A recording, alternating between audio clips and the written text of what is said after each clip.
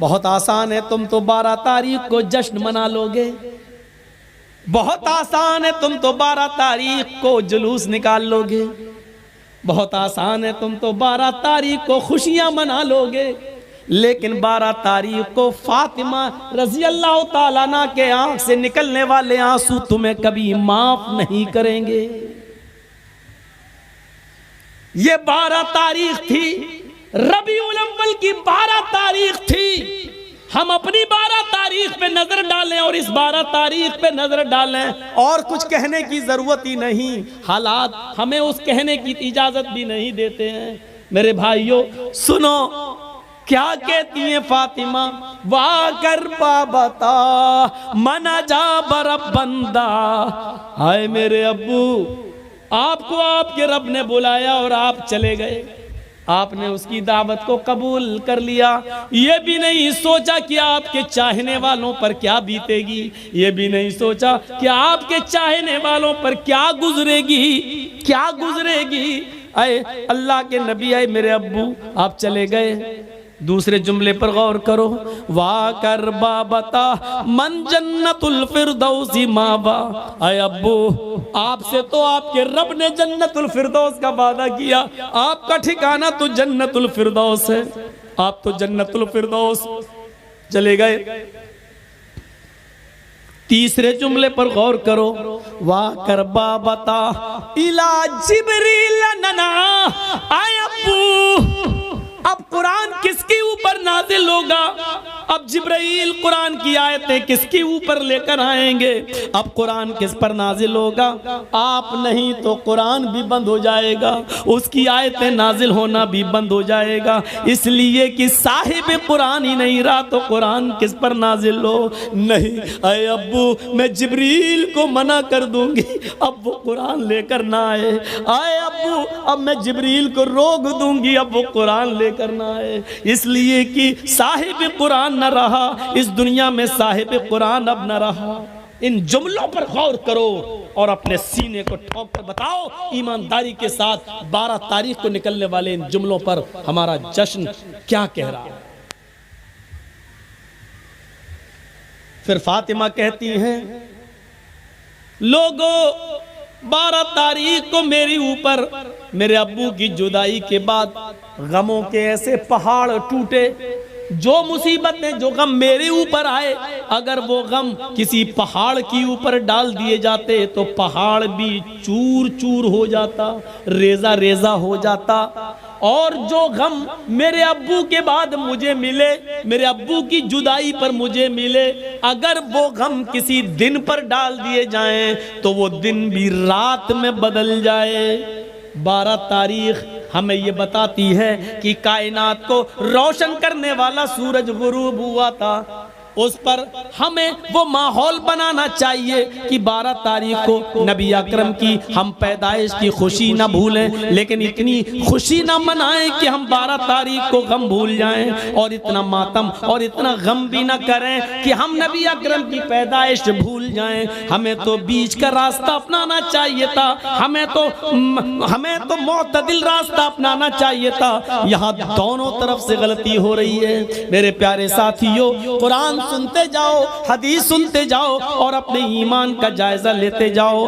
ہاں اب سنیے میرے بھائیو، اللہ کے نبی صلی اللہ علیہ وسلم کو دفن کر دیا گیا، سب سے پہلے ابو بکر صدیق نے نماز جنازہ پڑھی، اس کے بعد عمر فاروق نے، عثمان غنی نے، حضرت علی نے، پھر صحابہ نے، لوگ آتے گئے نماز پڑھتے گئے، پھر بعد میں بچوں نے، اور سب سے لاسٹ میں عورتوں نے، عورتوں کے بعد سب سے لاسٹ میں بچوں نے۔ میرے بھائیوں لیکن آپ کی جنازے کی نماز کسی نے پڑھائی نہیں ہے، لوگ اس حجرے میں آتے تھے، پڑھ کے نکل جاتے تھے، پورا دن اسی میں گزر گیا، پوری رات اسی میں گزر گئی۔ کچھ لوگ ایسے تھے جو دور سے آئے، اللہ کے نبی صلی اللہ علیہ وسلم کی بیوی سے کہنے لگے، امی عائشہ ہم رات میں پہنچے، دور کے رہنے والے ہیں, ہمیں نبی اکرم کا چہرہ دکھا دو. تو انہوں نے سر کھول دیا اور کہا دیکھ لو. کہنے لگے وہ صحابی, آئے امی عائشہ ہمیں اندھیرے میں نبی کا چہرہ صحیح سے دکھائی نہیں دے رہا ہے, تو چراغ جلا دو, کچھ روشنی کر دو. تو حضرت عائشہ کہنے لگی آئے محمد کے ساتھی ہو, میرے گھر کی اتنی انسلٹ کیوں کر رہے ہو, میرے گھر کو اتنا ذلیل کیوں کر رہے ہو, مجھے اتنا رسوا کیوں کر رہے ہو. اس صحابی نے کہا امی عائشہ ہم آپ کو انسلٹ کیسے کر سکتے ہیں, ہم تو اپنے نبی کا چہرہ دیکھنا چاہتے ہیں. تو امی عائشہ نے کہا لوگو میرے گھر میں اتنا تیل بھی نہیں ہے کہ میں چراغ جلا کر تمہیں محمد رسول اللہ کا چہرہ دکھا سکوں. یہ اس گھر کا حال ہے. افسانے تم نے بہت سنے ہوں گے, آؤ محمد رسول اللہ کی زندگی کے بارے میں ذرا ہم سے بھی سن لو اور اپنے دل سے فیصلہ کرو, اور کل چائے کی ہوٹلوں میں بیٹھ کے بتانا کہ مولوی جرجیس نبی کو مانتا ہے یا نہیں مانتا. کہہ دینا بہت آسان ہے, فلاں نہیں مانتا, فلاں نہیں مانتا, فلاں نہیں مانتا. ارے ہم تو اللہ کے نبی سے ہٹ کر کوئی بات کر ہی نہیں رہے ہیں. تعجب تو یہ ہے کہ تم ہندوستان کی بات کرو تو پکے مسلمان, تم اجمیر کی بدایوں کی کچھوچا کی بات کرو تو پکے مسلمان, ہم مکے کی بات کریں اور مدینے کی بات کریں تو ہم نبی کو مانتے ہی نہیں.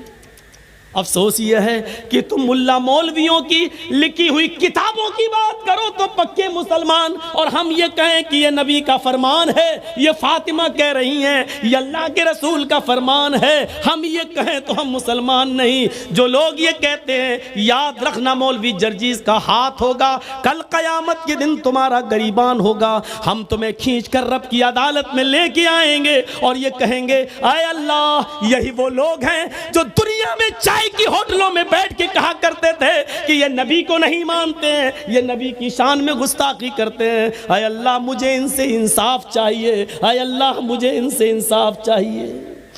میرا ہاتھ ہوگا تمہارے گریبان ہوں گے, یہ سوچ سمجھ کر کسی پر الزام لگانا. آؤ میرے بھائیو آگے چلو, چلو آگے.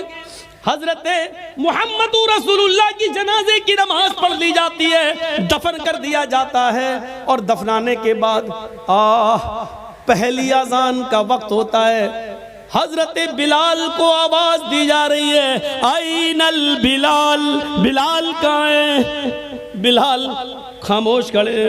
لوگوں نے کہا بلال کیا ہوا, اذان دو, وقت ہو گیا ہے.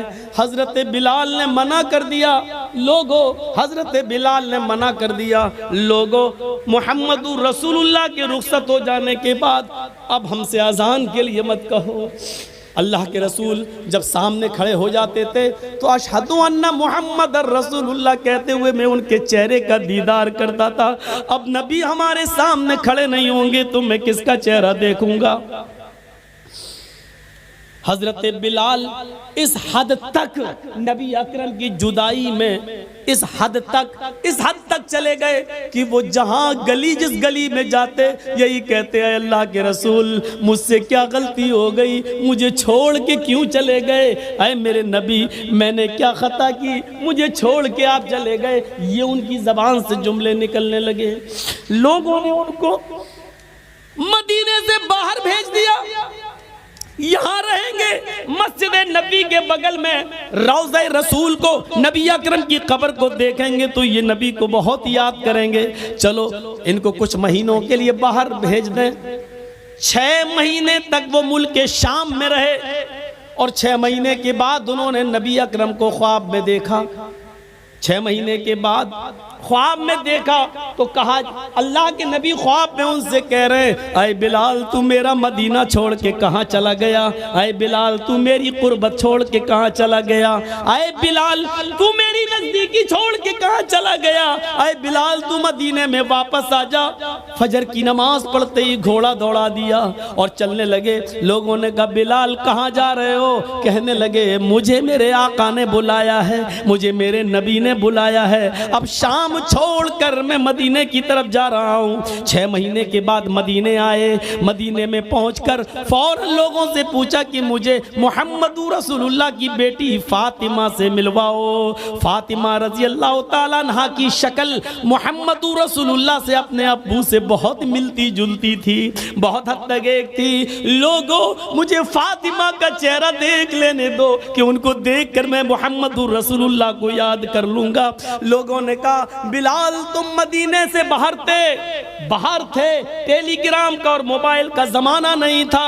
اے بلال تمہارے آنے سے چند دن پہلے محمد رسول اللہ کی بیٹی حضرت فاطمہ بھی اس دنیا سے چل بسی, وہ بھی اللہ کو پیاری ہو گئی, وہ بھی اب اس دنیا میں نہیں رہی. نظریں آسمان پہ ڈالی, اے اللہ نبی کا غم ابھی بھولا نہیں تھا, کیا ایک اور غم میرے اوپر آ گیا, فاطمہ بھی اس دنیا میں نہ رہی. زبان سے نکلا انا للہ و انا الیہ راجعون.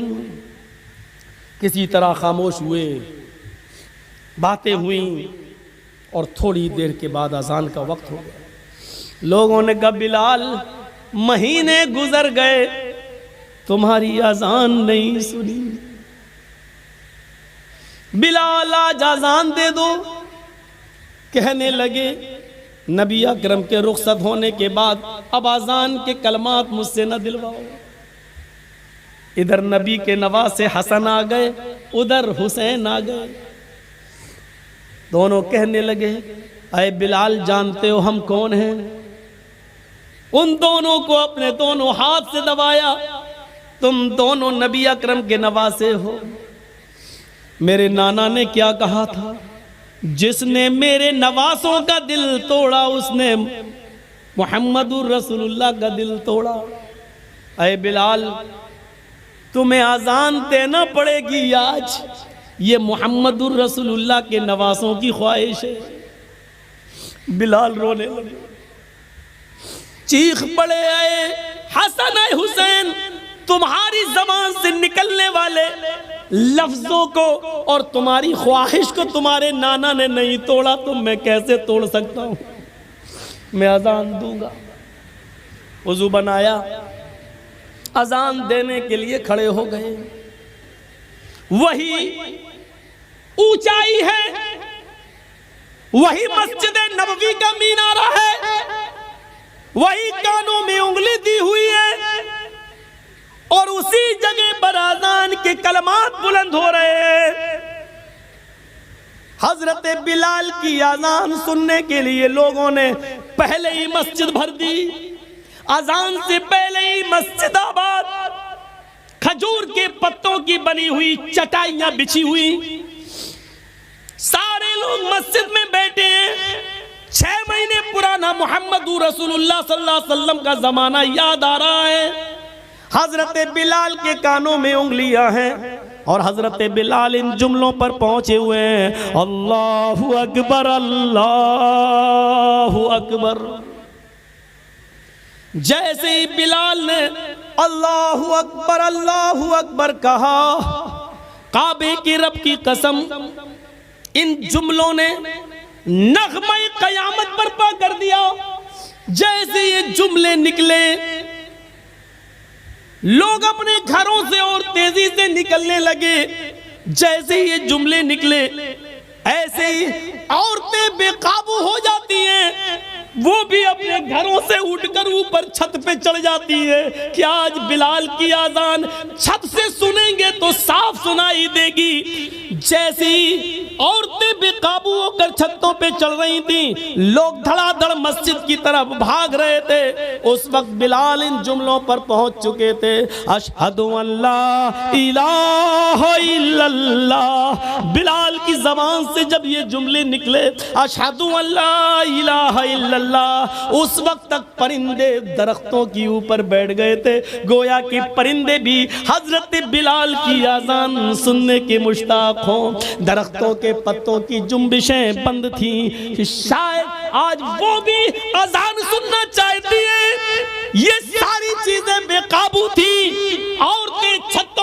جگہ بلال کی اذان سننا چاہ رہی ہیں، درختوں کے پتے جنبش نہیں کر رہے ہیں، چہچانے والے پرندے بھی خاموشی کے ساتھ بلال کی اذان سن رہے ہیں، اور صحابہ کرام کی آنکھوں میں آنسو ہے، نبی اکرم کا زمانہ یاد آ رہا ہے۔ ایک ایک صحابی کے آنکھوں سے گرنے والے آنسوؤں نے مسجد نبوی پر کھجور کے پتوں کی بنی ہوئی چٹائی کو بھگو دیا ہے، پوری کی پوری چٹائی تر ہو جاتی ہے۔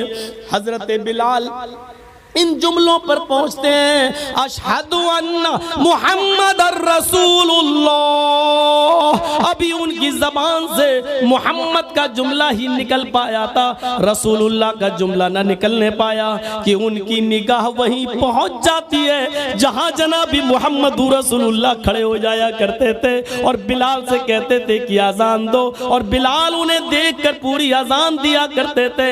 آج اس جگہ پر نبی اکرم کو غائب پایا، آج اس جگہ پر محمد رسول اللہ کو موجود نہ پایا، پریزنٹ نہ پایا۔ جیسے ہی ان کی نظر اس جگہ گئی اور نبی کو موجود نہ پایا تو غشی آئی، چکر آئے اور بے ہوش ہو کر وہ زمین کی اوپر گر پڑے۔ لوگوں نے پانی کے چھینٹے مارے، بقیہ الفاظ دوسروں نے ادا کر دیے، ان پر چھینٹے مارے گئے، پانی کے چھینٹے مارے گئے، ہوش میں لایا گیا اور کہا بلال نے، لوگوں میں نے تمہیں پہلے ہی کہا تھا، نبی اکرم صلی اللہ علیہ وسلم کے انتقال کے بعد اب مجھ سے اذان کے لیے نہ کہا کرو، میں محمد رسول اللہ کہتے ہوئے کس کے چہرے کو میں دیکھوں گا۔ یہ اندازہ تھا، ہمیں سوچنا چاہیے، لیکن قبر ان کی بھی ہے۔ فاطمہ رضی اللہ تعالیٰ عنہ کے سینٹنسز پر غور کیجئے، بار بار نہیں دہراؤں گا، ان کو بھی رخصت ہونا پڑا، لیکن وہی چیز یاد کریے، ایک طرف انسان ہم اور آپ مر جائیں اور مرنے کے بعد ہمارا حساب کتاب نہ ہو اور مٹی میں ملا دیے جائیں، یہ بہت اچھی چیز ہے کہ اگر ایسا ہو جائے، لیکن ایسا ہوگا نہیں۔ مسئلہ یہ نہیں ہے، مسئلہ یہ ہے کہ مرنے کے بعد بھی تو چین نہیں ہے۔ دنیا میں اگر اچھے عمل کیے ہیں تو ان کا انعام قبر میں ہی ملنا شروع ہو جاتا ہے، اور اگر ہم نے اور آپ نے اچھے عمل نہیں کیے تو مرنے کے بعد اس کا عذاب بھی شروع ہو جاتا ہے۔